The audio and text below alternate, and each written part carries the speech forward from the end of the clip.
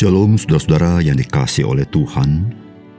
Ada kesepakatan bersama untuk satuan pokok di dalam mengukur sesuatu di dalam dunia ini. Pertanyaannya, bagaimanakah manusia menentukan satuan pokok di dalam mengukur Tuhan? Salam jumpa dalam program Tuhan adalah Gembalaku. Saudara, manusia seringkali bersikap memperumit sesuatu yang sederhana. Namun, manusia juga menyederhanakan hal yang sebetulnya tidak sederhana. Manusia dapat menganggap bahwa sains itu sebagai sebuah kerumitan tingkat tinggi. Namun, manusia begitu sederhana ketika mendekati Tuhan, bukan? Manakah lebih rumit antara sains dan Tuhan? Saudara, manusia juga memperlakukan Tuhan sebagaimana ia mendekati sains, yaitu melalui observasi dengan membandingkan Tuhan dengan sains. Segala sesuatu yang terkait dengan Tuhan yang tidak pas dengan sains dianggap mitos. Maka dapatkah disimpulkan bahwa sains itu telah menjadi ilah bagi manusia hari ini?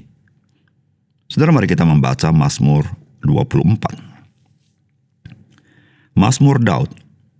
Tuhanlah yang empunya bumi serta segala isinya, dan dunia serta yang diam di dalamnya.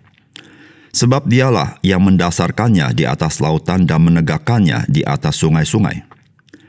Siapakah yang boleh naik ke atas gunung Tuhan? Siapakah yang boleh berdiri di tempat yang kudus? Orang yang bersih tangannya dan murni hatinya, yang tidak menyerahkan dirinya kepada penipuan, dan yang tidak bersumpah palsu. Dialah yang akan menerima berkat dari Tuhan, dan keadilan dari Allah yang menyelamatkan dia. Itulah angkatan orang-orang yang menanyakan dia, yang mencari wajah-Mu, ya Allah Yakub. Selah. Angkatlah kepalamu, hai pintu-pintu gerbang, dan terangkatlah kamu, hai pintu-pintu yang berabad-abad, supaya masuk Raja Kemuliaan. Siapakah itu Raja Kemuliaan? Tuhan, jaya dan perkasa. Tuhan, perkasa dalam peperangan.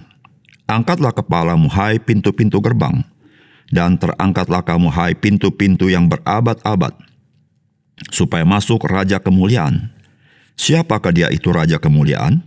Tuhan semesta alam. Dialah Raja Kemuliaan. Selah. Saudara yang dikasihi oleh Tuhan, membaca Mazmur 24, kita dibawa kepada kesadaran betapa besar dan dahsyatnya Tuhan. Bukan itu saja, juga termasuk betapa kudusnya Tuhan. Saudara, hal ini perlu sekali diungkapkan kepada kita, agar kesadaran kita dibangunkan, sehingga kita boleh memikirkan ulang cara pendekatan kita kepada Tuhan. Bukankah Dia Tuhan yang maha besar? Bukankah Dia Tuhan yang maha kudus? Saudara, apakah pesan firman Tuhan bagi kita? Saudara, tiada seorang pun yang mampu memenuhi kriteria boleh menghampiri Tuhan yang maha besar dan maha suci. Tuhan sendiri datang untuk hadir di dalam kehidupan manusia, mencari manusia berdosa dengan kedatangan Sang Raja, yaitu Mesias, yaitu Yesus Kristus, Tuhan itu sendiri. Saudara, firman Tuhan mengatakan kalimat seperti ini. Siapakah yang boleh naik ke atas gunung Tuhan? Siapakah yang boleh berdiri di tempat yang kudus? Orang yang bersih tangannya dan murni hatinya, yang tidak menyerahkan dirinya kepada penipuan, dan yang tidak bersumpah palsu.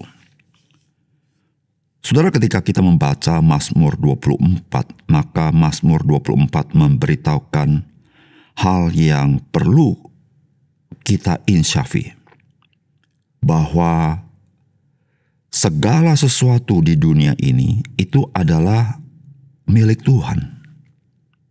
Segala sesuatu di dunia ini Tuhanlah yang membangunnya. Tapi bukan itu saja. Pemazmur juga ingin mengingatkan akan kekudusan Tuhan yang tiada taranya itu. Sehingga dia mempertanyakan dengan sebuah pertanyaan yang harus kita renungkan.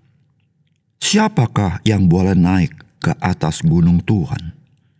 Siapakah yang boleh berdiri di tempatnya yang kudus? Atau dengan bahasa lain, siapa yang boleh menghampiri hadirat Tuhan? Dan siapakah yang boleh beribadah kepada Tuhan? Saudara, pemazmur ingin mengingatkan, ada jurang yang jauh antara Tuhan dan kita manusia. Ada jurang yang jauh antara kita dengan Tuhan. Dan jurang itu tidak akan dapat diraih, dijangkau oleh manusia. Karena Tuhan, Dia maha besar, dan kita menjadi seperti debu adanya. Dia Tuhan maha kudus, dan kita adalah manusia bercacat celah. Dan pemazmur mengatakan kalimat seperti ini. Orang yang bersih tangannya dan murni hatinya, yang tidak menyerahkan dirinya kepada penipuan dan yang tidak bersumpah palsu. Saudara, orang seperti ini yang boleh menghampiri hadirat Tuhan. Orang seperti ini yang boleh beribadah kepada Tuhan. Pertanyaannya adalah, siapakah di antara manusia yang bisa memenuhi kriteria seperti ini? Bersih tangannya, berbicara perbuatan-perbuatannya suci. Murni hatinya, bicara batiniannya suci. Tidak menyerahkan diri kepada penipuan dan tidak bersumpah palsu, berbicara perkataannya berintegritas dan benar. Saudara, bukankah kita semua orang yang tidak bersih tangannya? Kita semua adalah orang yang hatinya ke kanan dan ke kiri tidak murni. Terlebih lagi tutur kata kita yang banyak ketidakbenaran. Saudara, pertanyaannya, siapakah orang yang boleh naik ke gunung Tuhan? Saudara, tidak ada seorang pun dengan kekuatannya sendiri, dengan kesalehannya sendiri, dengan kebenarannya sendiri, boleh menghampiri Tuhan dan beribadah kepada Tuhan, karena tidak seorang pun di dunia ini yang benar, yang suci. Sehingga pemazmur di bagian terakhir mengatakan kalimat yang berulang-ulang memberitahukan sesuatu kepada kita, bahwa bukan kita manusia yang dapat menghampiri Tuhan, tetapi Tuhan. Dia mengerti siapakah kita. Maka dikatakan, angkatlah kepalamu, hai pintu-pintu gerbang, dan terangkatlah kamu, hai pintu-pintu yang berabad-abad, supaya masuk Raja Kemuliaan. Siapakah itu Raja Kemuliaan? Tuhan jaya dan perkasa. Tuhan perkasa dalam peperangan.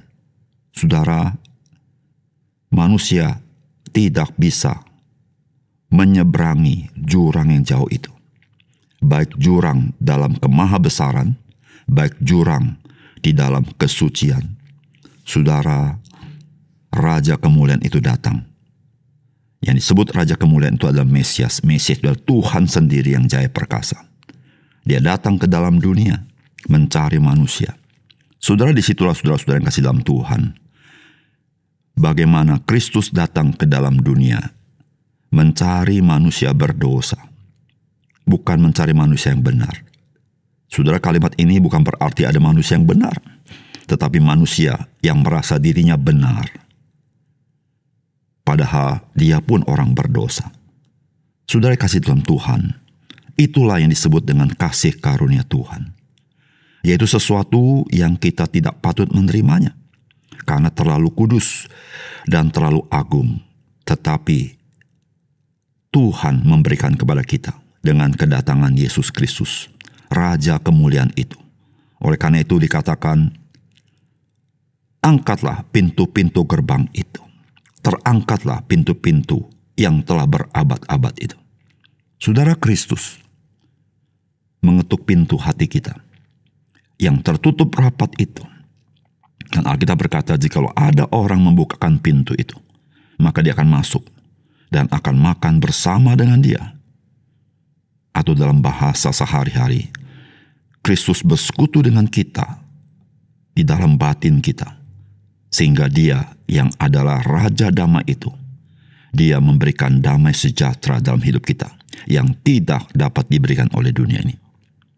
Saudara yang dikasih oleh Tuhan, mengakui kita tidak mampu, kita tidak berdaya, itu adalah hikmat yang daripada Tuhan. Hikmat itu diberikan ketika kita mengenal siapakah Tuhan dan siapakah kita. Saudara, mari kita merendahkan diri dan kita membuka pintu yang berabad-abad itu di dalam batin kita, supaya Raja kemuliaan itu, dia boleh masuk di dalam hati kita, dan dia bertahan dalam hati kita, dan kita mengalami damai sejahtera dia. Mari kita berdoa. Bapa surga, terima kasih untuk kebenaran firman-Mu. Biarlah sekali lagi firman-Mu menerangi hati kami, memberikan kami keinsyafan siapakah Tuhan dan siapakah kami, sehingga kami di dalam memikirkan Engkau, kami di dalam sikap merendahkan diri dan tunduk kepada penyataan Tuhan dalam firman. Tuhan tolong kami. Terima kasih Tuhan, dalam nama Tuhan Yesus kami berdoa. Amin.